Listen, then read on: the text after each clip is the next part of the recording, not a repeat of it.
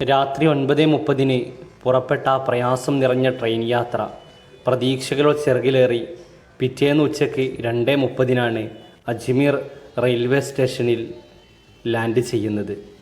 മാർവാടികളുടെ ക്രൂരമായ അക്രമങ്ങൾ ട്രെയിനിൽ ഏറ്റുവാങ്ങി ബോഗി മാറിക്കയറി അവസാനം ഒരു തുരുത്തെന്ന പോലെ ഒരു ടോയ്ലറ്റിൻ്റെ ഉള്ളിൽ അഭയം പ്രാപിക്കേണ്ടി വന്ന ഓർമ്മകൾ ഏറെ വേദനിപ്പിക്കുന്നതാണ്.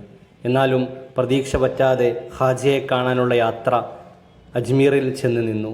ചുറ്റും തിരക്കേറിയ കവലകൾ, ബേർ ആപ്പിളും എലന്തപ്പഴവും പൂത്തുനിൽക്കുന്ന അങ്ങാടികൾ, വെണ്ണയുടെ കച്ചവടങ്ങൾ എല്ലാം കണ്ടാസ്വദിച്ച് നേരെ കവാടത്തിന് മുമ്പിലേക്ക് എത്തിയപ്പോൾ ഹാജ മാടി വിളിക്കുകയാണ്.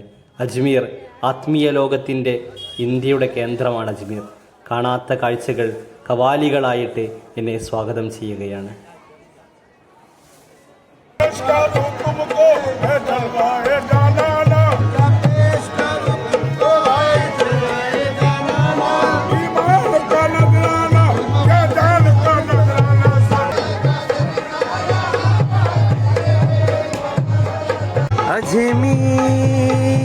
വിശ്വാസികൾ അണമുറയാതെ പ്രവഹിക്കുന്ന പ്രഭവ കേന്ദ്രമാണ് അജ്മീർ. അവിടെ ബറക്കത്തിനായി കൊടുക്കുന്ന ലങ്കർ ഏറ്റവും മധുരമായി തോന്നും. അതും കഴിച്ച് ഹാജയുടെ ചാരത്തേക്ക് നടക്കുകയാണ്. ആ മഖാമിൻ്റെ പരിസരങ്ങളെല്ലാം ആത്മീയ നിർവൃതി കൊണ്ട് ആനന്ദ തുന്തിലമാടുകയാണ്. പിന്നെ നേരെ പോയത് ഹാജയുടെ കറാമത്തിൻ്റെ അത്ഭുത കരങ്ങൾ കൊണ്ട് നിർമ്മിതമായ അന്നാസാഗര തടാകത്തിലേക്ക്. പൃഥ്വിരാജ് ചോക്ക് പാടി ഹല്ലാജ് പോറ്റിയ പൂനിലാവേ, അനാസാഗരത്തിൽ ഒരു തെന്നലായൊരു കുളിരണിയഴകേ. അനാസാഗരത്തിലൂടെ ഒഴുകി വരുന്ന ആത്മീയതയുടെ അനന്തസാഗരം ഹാജ മൊയ്നുദ്ദീൻ ചിശ്തി അജ്മീരി. താരശോഭയോടെ തിളങ്ങുന്ന അജ്മീർ നഗരം.